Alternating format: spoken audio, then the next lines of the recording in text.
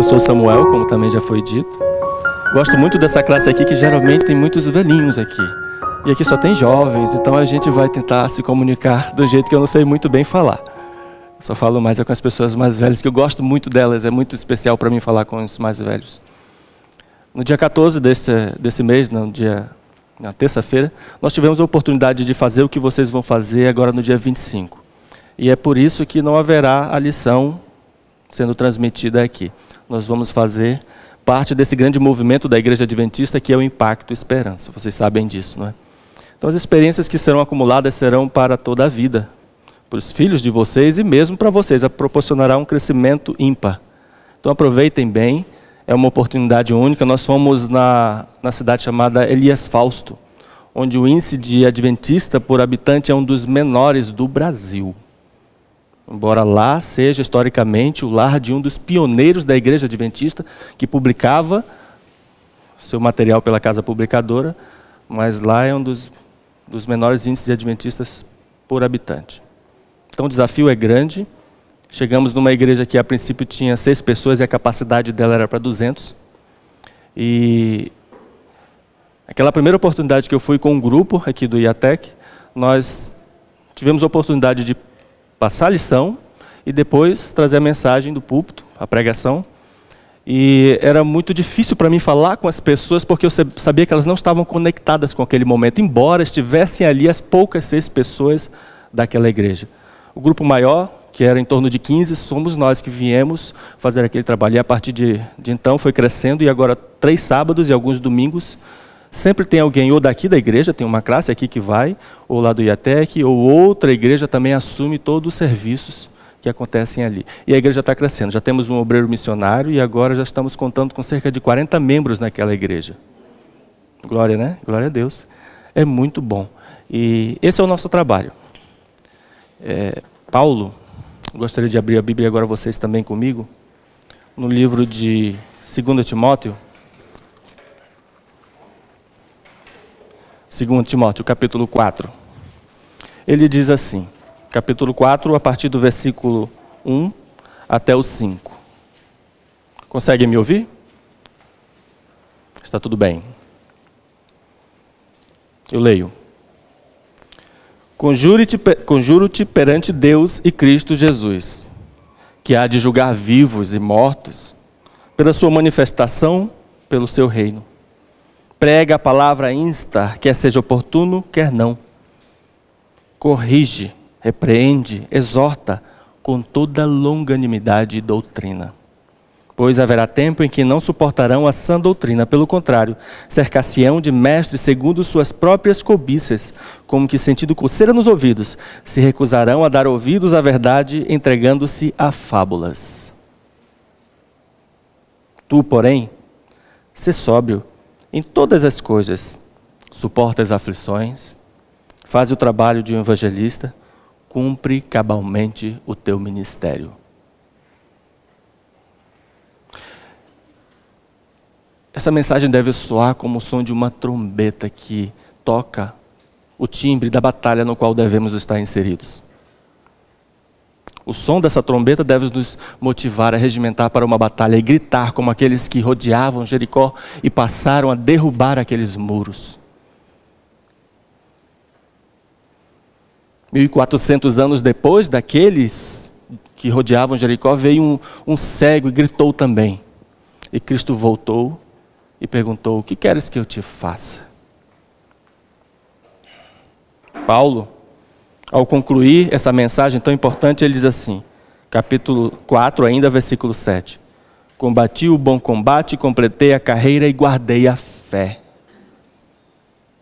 Já agora, a coroa da justiça me está guardada, a qual o Senhor, reto juiz, me dará naquele dia, e não somente a mim, mas também a todos quanto amam a sua vinda. Bons e maus momentos, todos os temos. Eles vêm como ondas que se rebentam na praia ou na rocha no mar. O autor, nesse trimestre, vem nos falar das estações da família.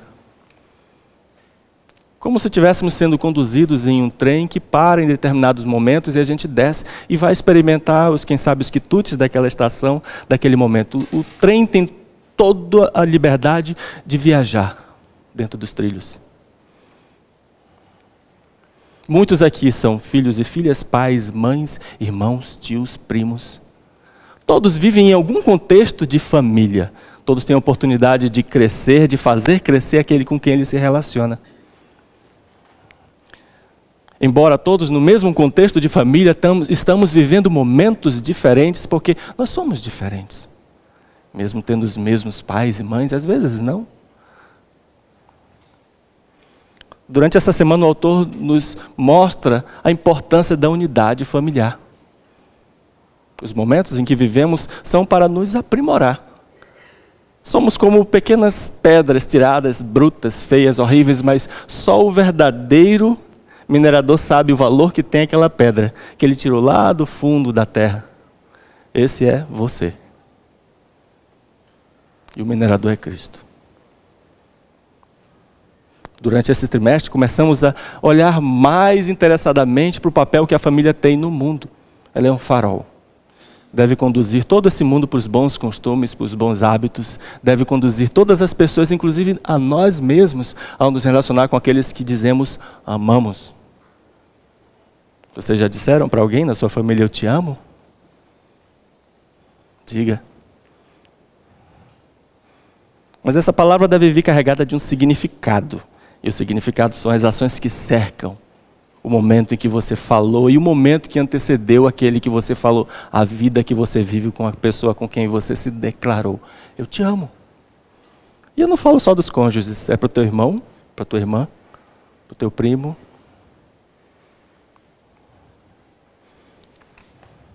A vida familiar representa distintas estações da vida para diferentes pessoas. Mesmo parecendo tão iguais, não é? Para aqueles que nos olham à distância do nosso círculo, vínculo familiar. Vocês são tão parecidos, mas esses parecidos sabem que são tão diferentes. E eles têm desafios. No entanto, seja como pais ou como filhos, na família, todos lutamos contra a mesma coisa. E é a nossa natureza pecadora. Como filhos dos mesmos pais ou pais diferentes que seja, temos os nossos próprios desafios. Não estou eu aqui para minimizar que o teu é melhor ou menor que o meu, talvez porque você tem uma experiência maior do que a minha e saiba a profundidade da pedra que está no teu caminho.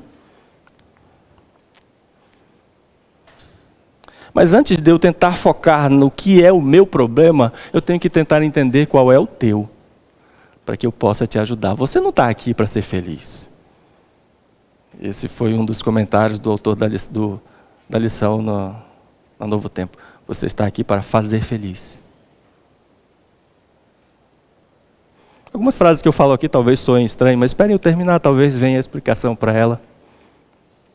Charles Schulz, alguns conhecem esse nome, foi o autor de muitas tiras que saíram nos jornais de toda a América e alguns aqui no Brasil. Eu tive a oportunidade de ler algumas quando eu vendia jornal lá pelos idos dos anos de 1980.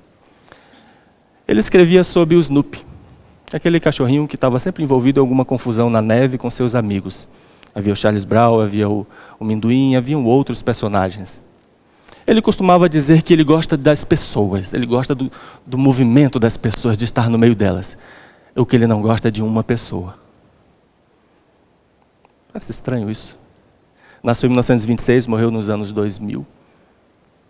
Ganhou medalha de honra pelo Congresso americano, póstuma, depois da morte dele.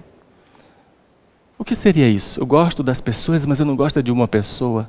Talvez ele estivesse falando de um desafeto, mas ele explicava não. Eu não gosto da solidão da relação com uma só pessoa. É difícil nos relacionar. Talvez porque seja difícil realmente amar. O que é o amor, não é verdade? O amor é descrito pelo grego em 3 palavras, pelos poetas em milhões delas. No corinho bíblico que cantávamos quando criança, o amor, amor, esse é o evangelho, em uma palavra, Ama teu próximo como a ti mesmo. Deus é amor. No seio familiar devemos entender que só poderemos nos relacionar verdadeiramente com as pessoas que nos cercam, ou que nós cercamos, porque obliteramos às vezes as ações dela, se nós nos aproximarmos de quem? De Cristo. E agora vem o exemplo perfeito, que são os raios que mantêm a unidade do aro da roda de uma bicicleta. A família é essa roda, os membros são os aros. E se eles não estão verdadeiramente conectados com o seu centro, a gente chama de cubo nesse meio termo aí. É Cristo. Como entender o meu papel em todas essas engrenagens que devem manter toda a funcionalidade ativa? Como estar ligado àquele que deve ser o meu centro. A cruz de Cristo remove as barreiras que separam as pessoas. As barreiras, também separavam os adoradores. No Novo Testamento é bem descrito aquela figura de um muro que mantinha sempre fora aquele que era tão sujo e imundo. E assim nós construímos muros que nos separam das pessoas que poderiam se aproximar e de nós receber aquela bênção da palavra que nós estamos aqui agora a estudar.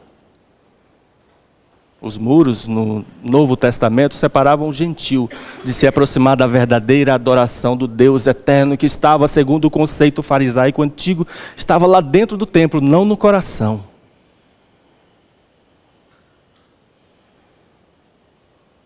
Onde é que está a verdadeira adoração?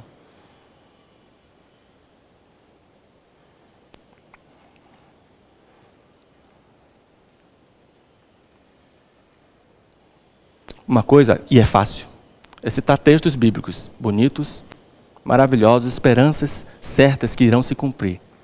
De cor, de memória. Eu sei alguns, poucos, bem poucos. Minha Bíblia eu marco toda para que eu consiga acompanhar a minha necessidade de recitar alguns textos. Vocês com certeza sabem mais que eu. Mas outra coisa muito mais difícil é recitar com as minhas ações. Alguém disse certa vez que eu não consigo ouvir as tuas palavras por causa do som das tuas ações. Vocês conseguem entender isso? Claro que conseguem. O pastor, no episódio recente do Lições da Bíblia, ele conta que ele teve que atender uma família e dali dar conselhos familiares. E a adolescente que ele chamava, o pastor, ele chamava para conversar, ela declarava que ela não conseguia respeitar o pai dela. Chocante. E ele em seguida já explicava os motivos, porque ela dizia ter um pai que não se importava com seus filhos, não se importava com a própria mãe dos filhos, a esposa dele, só pensava em trocar de carro, trocar de roupa, só pensava em ter uma boa apresentação, uma boa aparência para os seus amigos. Mas e a família? Como ela o via? Eu não estou dando oportunidade para vocês falarem, né? Eu também não sei se essa classe participa bastante, e eu falo muito. É porque eu falo muito mesmo. Então, desculpe. A hora que quiserem falar, podem falar. Eu paro na hora e depois eu continuo. Eu faço assim. Quanto mais perto nos achegamos de Cristo, mais perto estamos uns dos outros. Romanos, capítulo 2, diz que o judeu fracassou. O judeu pode até pensar, está me repreendendo, e Paulo falava para aqueles que estavam diante dele. Judeus que agora estavam secularizados com a possibilidade da salvação, sem nenhum esforço pessoal. E na verdade, não é pelo meu esforço, mas eu só precisava crer. E ele achava que o esforço dele bastava ele fazer os rituais. E Paulo diz, vocês fracassaram. Será que eu não lavei as minhas mãos da forma correta, o suficiente? Será que eu não devolvi os meus dízimos e ofertas, soltando-os da altura certa, para que todos soubessem? Será que na minha oração de público eu não fui lisonjeio o suficiente para com Deus e comigo mesmo? Fazer.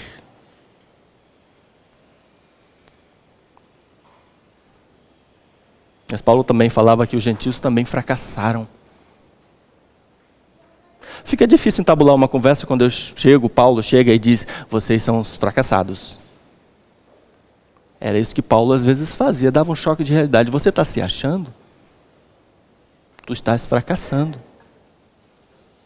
A mensagem que para ti foi depositada séculos, durante séculos foi guardada, só te fez produzir muros de separação. Você está melhor do que teu irmão? É isso que tu pensas. Judeu, você fracassou. Mas Paulo completou. A cruz de Cristo te salvou. Nós não somos dignos realmente de representar a Cristo. Mas devemos buscar. Concorda?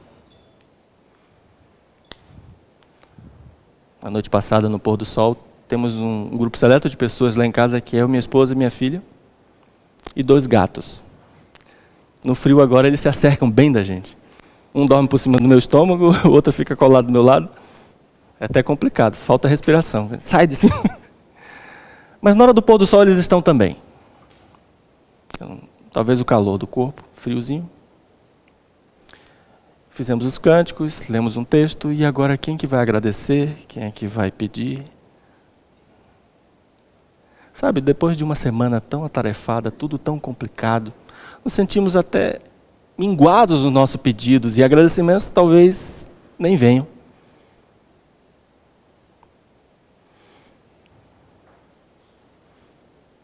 Paulo entende que devemos estar sempre gratos, porque Cristo providenciou e pelo seu amor Ele nos salvou.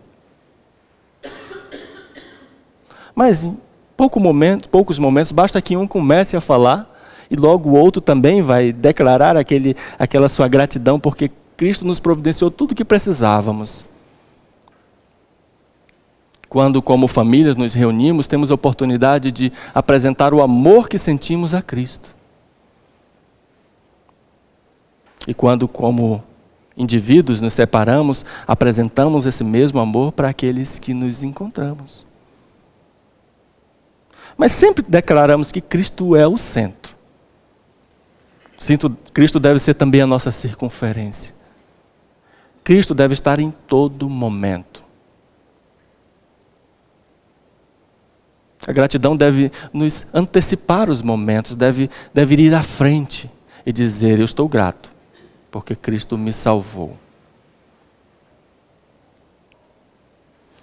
A cruz de Cristo remove as barreiras.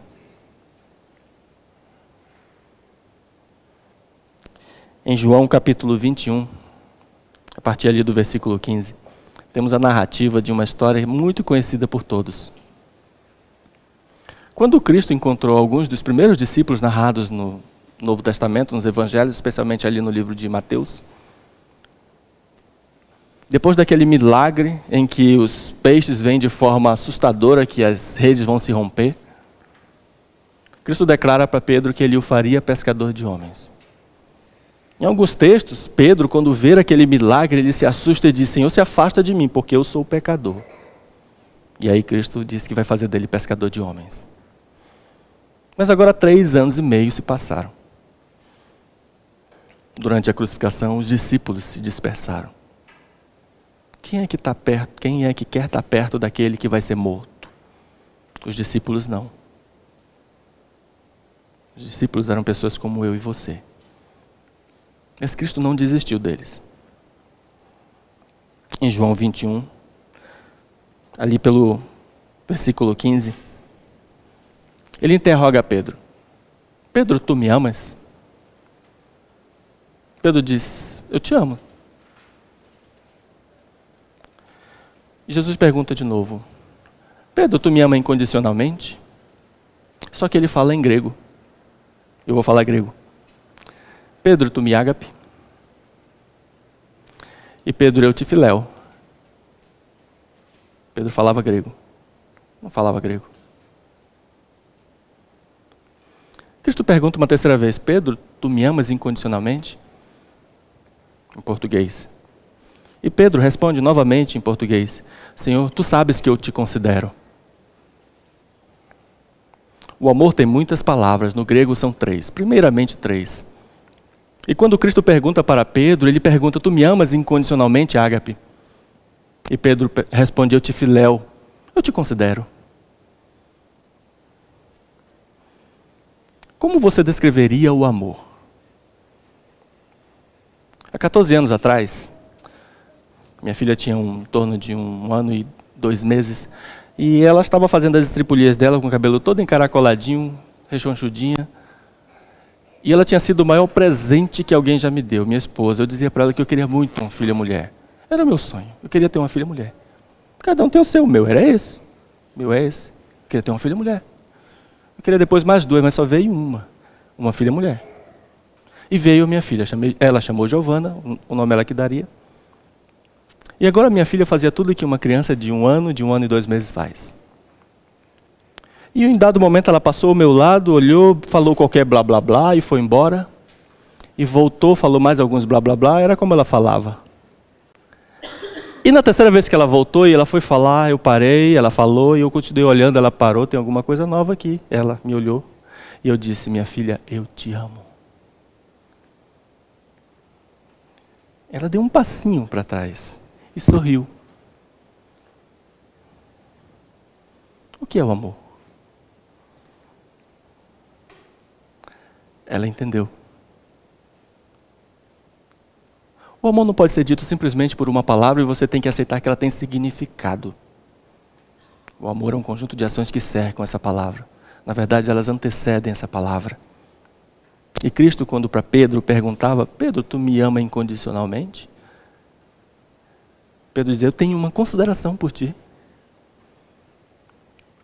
Quando você fala para alguém: eu te amo, tu precisa explicar? Se precisar é porque ela não está entendendo o que é o amor, na sua forma de falar.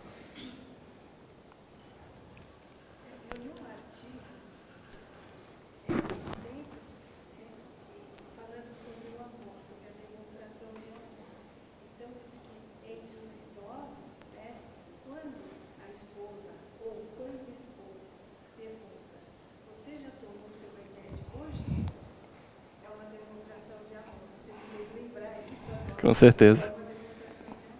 É uma linda demonstração de amor.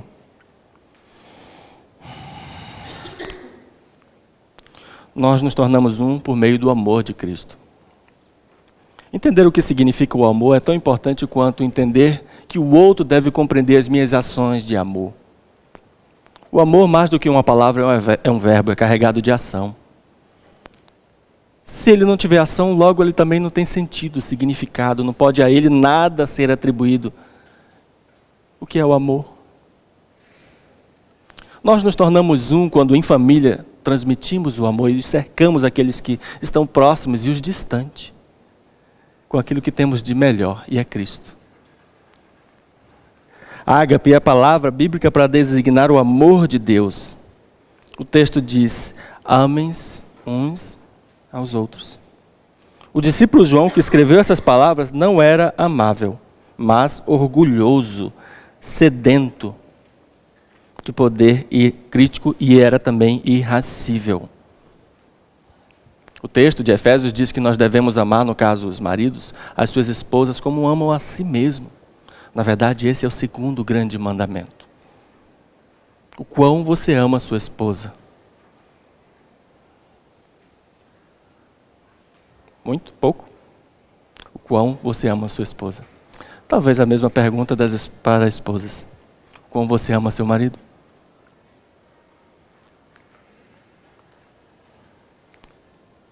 Em Gênesis 3, versículo 5, existe a figura de uma certa serpente. E ela está no seu ofício lá de comer uma fruta e tentando convencer o seu agora oponente, Eva, de que a ordem de Deus não fazia sentido. Ele disse assim, a serpente disse: e sereis como Deus, conhecedores do bem e do mal. Um dos maiores problemas que nos cerca é a capacidade de colocar o eu e o eu acima dos outros. As inscrições encontradas nas antigas ruínas dos antigos monarcas, faraós, reis, era sempre notório que havia a possibilidade de encontrar o nome dele em uma escritura em pedra em alto relevo. E assim os antigos arqueólogos encontravam os nomes dos faraós, às vezes com muita dificuldade, porque ela havia sido raspada. E percebendo isso, os reis que o sucederam faziam em baixo relevo, tornando mais difícil ser ocultado o seu nome para que o seu nome permanecesse pela história. Em 1942, uma equipe de arqueólogos da Alemanha encontrou uma construção muito estranha no alto de uma montanha de 1.200 metros em uma região da Turquia, que hoje é dominada pelos curdos. Tentaram decifrar, não tiveram êxito, abandonaram. Anos depois, em 1946, uma outra expedição francesa encontrou aquelas mesmas inscrições. E lá ela conseguiu verificar e datar. Aquilo era do ano de 62 a.C. Naquele mesmo ano, Roma era governada por um triunvirato: César, Crasso e Pompeu. O mesmo que tomou Palestina, que conseguiu avançar. Naquela região da Turquia havia um monarca chamado, um dos muitos, Antíoco I. E ele, ao perceber a proximidade da sua morte, ele mandou construir no alto dessa montanha um mausoléu que também serviria de templo e túmulo. Lá deveria ser guardado o corpo dele. E ele inscreve nesse lugar: aqui eu projetei o lugar de descanso do meu corpo, que vai putrefar, vai apodrecer, mas a minha alma, essa vai ir para mais altos lugares dos céus. Ele se sentia um Deus. O eu. Ele passou a ser chamado de o rei da montanha. Assim sou eu e você. Quando mesmo no círculo dos familiares onde eu convivo e vivo, fazendo as minhas necessidades pessoais, eu devo crescer, eu devo progredir, eu devo estudar, eu devo planejar minha carreira profissional. Eu. Nós agimos como o egoísmo, destruidor das famílias. Esse famoso rei conseguiu deixar o nome dele inscrito de uma forma que depois fosse visto e traduzido, mas ninguém queria ir lá. E ele ficou abandonado por séculos, milênios. Agora só os arqueólogos foram lá descobrir o que havia naquele nome. Como seres humanos, nossa natureza foi corrompida pelo pecado. E talvez o maior exemplo dessa corrupção seja a maldição do egoísmo. Um outro rei, e esse bíblico, em Salmo 51. Vamos ler?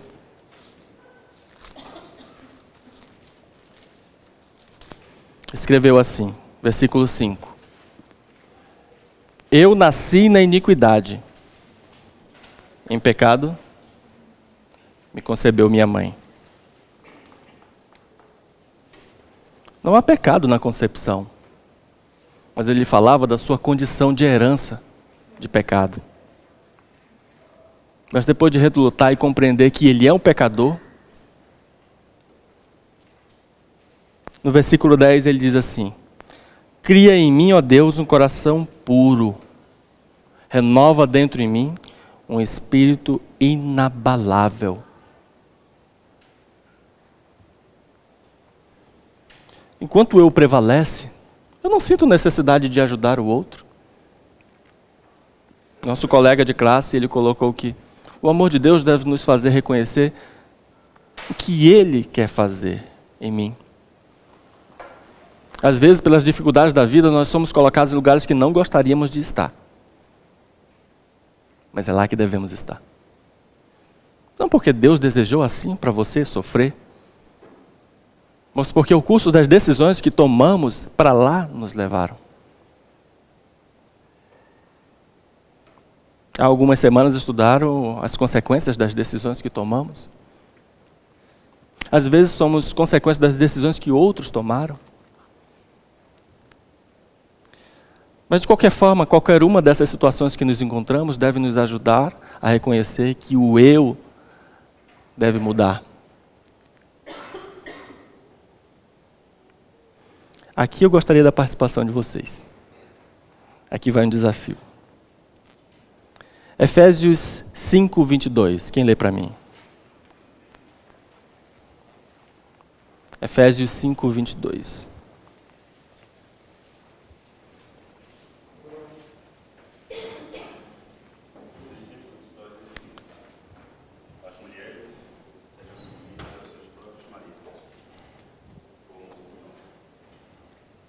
O que que diz aí?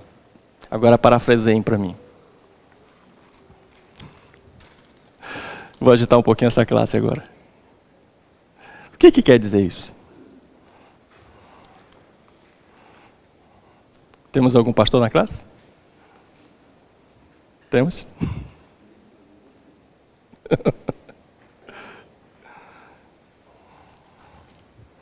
As mulheres sejam submissas ao seu próprio marido como ao Senhor. Porque o marido é o cabeça da mulher, como também Cristo é o cabeça da igreja, sendo este mesmo o Salvador do corpo. Como, porém, a igreja está sujeita a Cristo, assim também as mulheres sejam em tudo submissas ao seu marido. Continuo lendo? Antes que alguém me apedreje? É bom ler, né? Melhor ler, né? Temos que completar o pensamento. Maridos, amai vossa mulher como também Cristo amou a igreja. E assim mesmo se entregou por ela, para que a santificasse, tendo-a purificado por meio da lavagem da água pela palavra, para apresentar a si mesmo igreja gloriosa, sem mácula, nem ruga, nem coisa semelhante, porém santa e sem defeito. Assim também os maridos devem amar a sua mulher como o próprio corpo. Quem ama a esposa, a si mesmo se ama. Porque ninguém jamais odiou a própria carne, antes a alimenta e dela cuida, como também Cristo faz com a igreja, porque somos membros do seu corpo.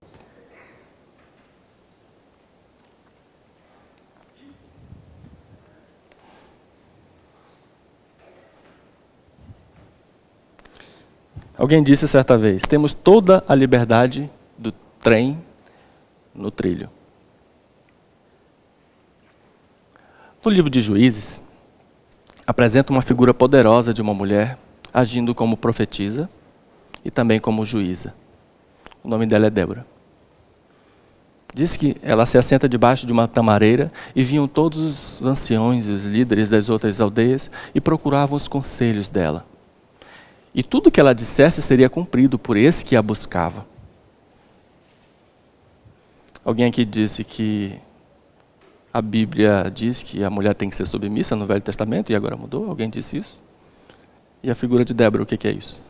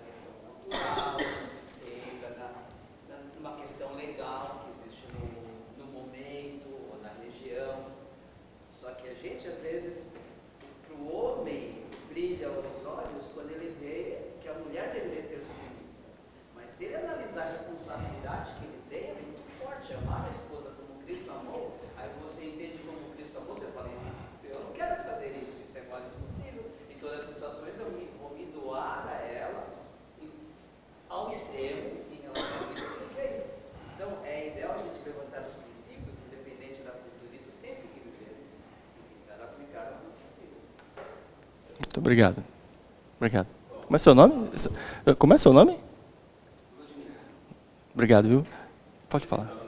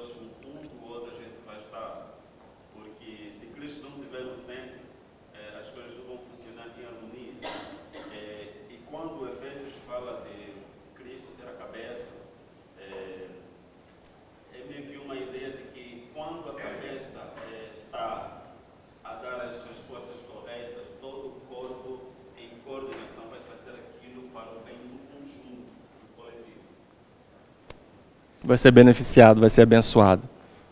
1 Coríntios 13, que é um dos textos mais bonitos da Bíblia, diz assim. Como é seu nome? Fernando. Obrigado, Fernando. Eu vou usar teu nome aqui, tá? Mas é sentido muito bom. Ainda que o Fernando fale a língua dos homens e dos anjos, ponha seu nome. E não tiver amor, será como o bronze que soa como símbolo que retine. Ainda que o Fernando tenha o dom de profetizar e conheça todos os mistérios e toda a ciência, ainda que Fernando tenha tamanha fé a ponto de transpor montes e não tiver amor, mesmo Fernando ou eu nada seremos.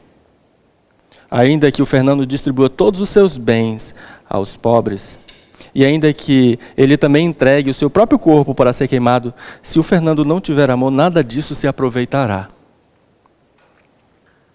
O amor é paciente, o amor é benigno. O amor não arde em ciúmes, não se ufana, não se ensoberbece, não se conduz inconvenientemente, não procura os próprios interesses, nem do Fernando, nem do Samuel. E aqui você põe o seu nome. Não se exaspera, não se ressente do mal, não se alegra com a injustiça, mas regozija-se com a verdade. Tudo sofre, tudo crê, tudo espera, tudo suporta. Agora, pois, permanecem a fé, a esperança e o amor. Estes três. Porém, o maior destes é o amor.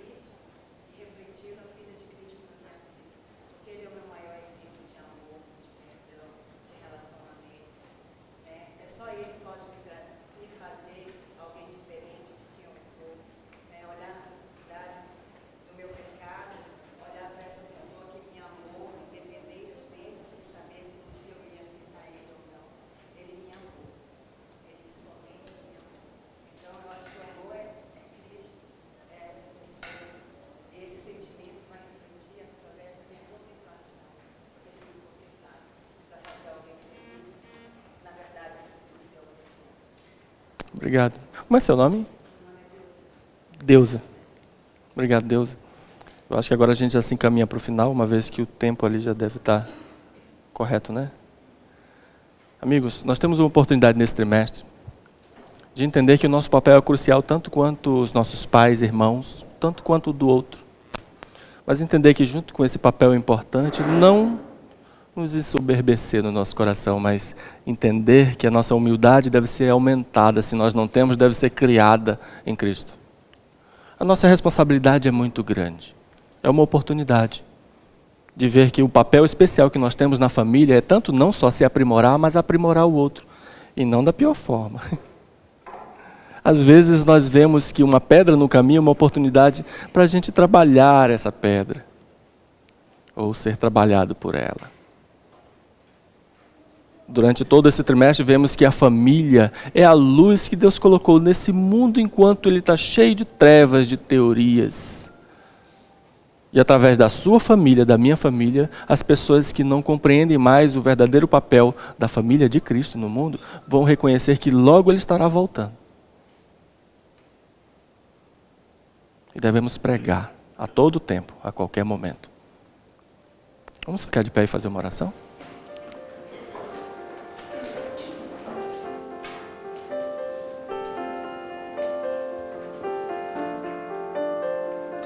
Oremos. Senhor nosso Deus e Pai, grato nós somos porque temos a Ti como uma referência eterna e única do alvo que devemos e queremos alcançar. Sabemos que na condição que estamos não poderemos, porque o nosso pecado às vezes nos torna tão obtusos quanto ao que Tu nos oferece, que é a oportunidade, Senhor, de viver contigo.